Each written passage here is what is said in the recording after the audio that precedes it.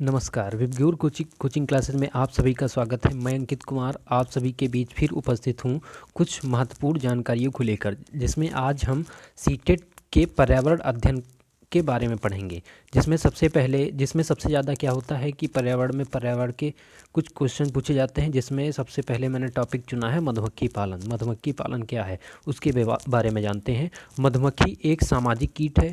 मधुमक्खी क्या है? एक सामाजिक कीट है।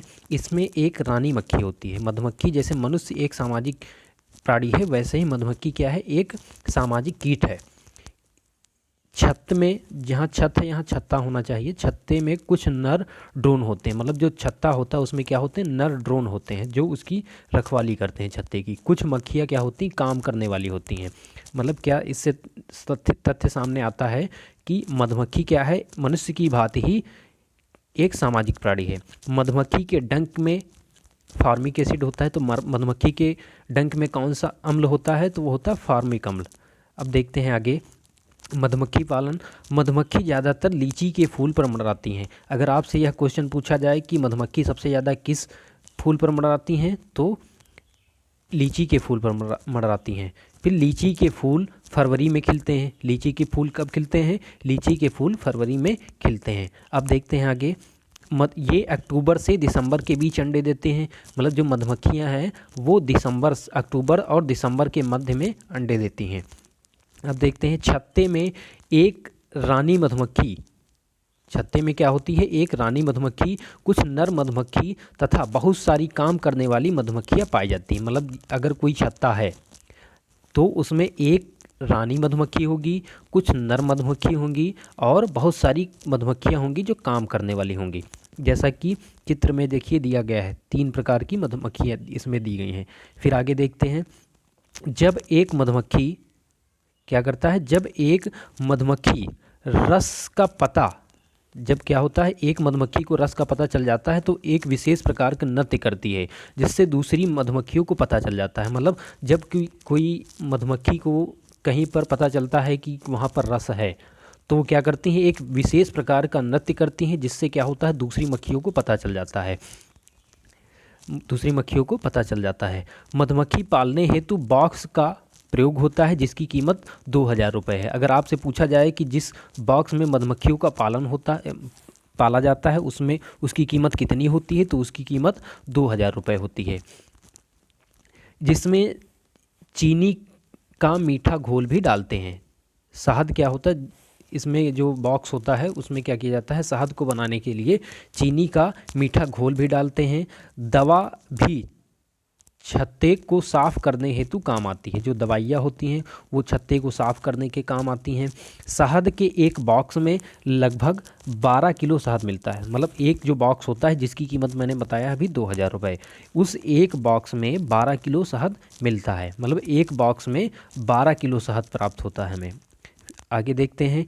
इसके डंक के असर को कम करने हेतु चूना, साबुन, लोहा लगाते हैं। मतलब आप लोगों ने देखा होगा सामान्यतः घरों में अगर किसी की मधुमक्खी काट लेता है तो उसको क्या लगाया जाता है? या फिर चूना लगाते हैं, या फिर साबुन लगाते हैं, या फिर लोहा लगाते हैं। बहुत लोग आपने देखा होगा कि खटाई वगैरह लगा लेते हैं। तो ये सब क्या है? उसको जो डंक मारती है तो डंक में कौन सा अम्ल निकलता है? तो अभी जैसा कि पीछे बताया कि फॉर्मिक एसिड, मतलब फॉर्मिक अम्ल निकलता है, और उसको कम करने के लिए चूना, साबुन और लोहा का प्रयोग किया जाता है। चींटियाँ। अब देखते हैं सामाजिक कीट। और कुछ सामाजिक कीट हैं जैसे जिसमें चींटियाँ, दीमक व ततैया भी समूह में रहते हैं। जैसा आप सभी ने देखा होगा कि चींटियाँ हमेशा क्या होती हैं? समूह में रहती हैं। दीमक हो, ततैया हो, ये सब क्या होती हैं? समूह में रहने वाली कीट हैं।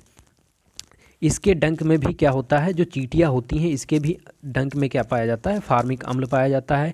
चींटी भी एक कीट है। चींटी भी क्या है? एक कीट है, जो कि वो भी क्या है? एक सामाजिक कीट है। चींटी सिपाही बिल का ध्यान रखते हैं। चींटियों में भी क्या होता है? कुछ सिपाही चींटी होती हैं, वो क्या करती हैं? वो बिल का ध्यान रखती हैं। चींटियों की 3 जोड़ी टांगें होती हैं। अगर पूछा जाए, ये क्वेश्चन बहुत ही ज़्यादा पूछा जाता है सीटेट में, जिसमें क्या पूछा जाता है? चींटियों की कितने जोड़ी टांगें होती हैं? तो चींटियों की 3 जोड़ी टांगें होती हैं।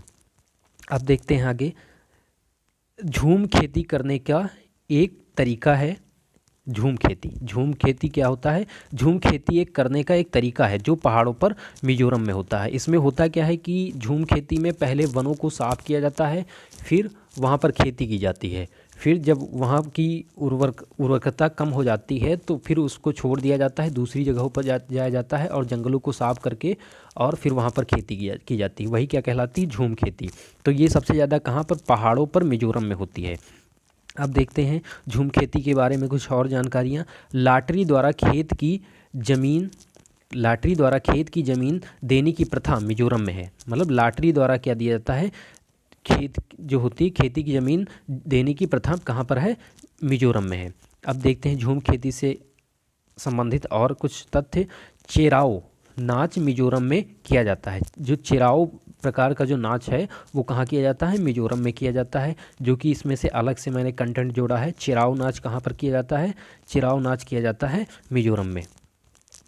मिजोरम में बांस के बर्तन कप होते हैं वहाँ पर मिजोरम में, क्योंकि बांस बहुत ज़्यादा मात्रा में पाया जाता है, इसलिए क्या होता है? मिजोरम में बांस के बर्तन या कप भी होते हैं। अब देखते हैं आगे। मधुमक्खी में अगर बात किया जाए तो कौन सा अम्ल पाया जाता है? तो मधुमक्खी में फार्मिक अम्ल पाया जाता है। कौन सा अम्ल पाया जाता है? फार्मिक अम्ल।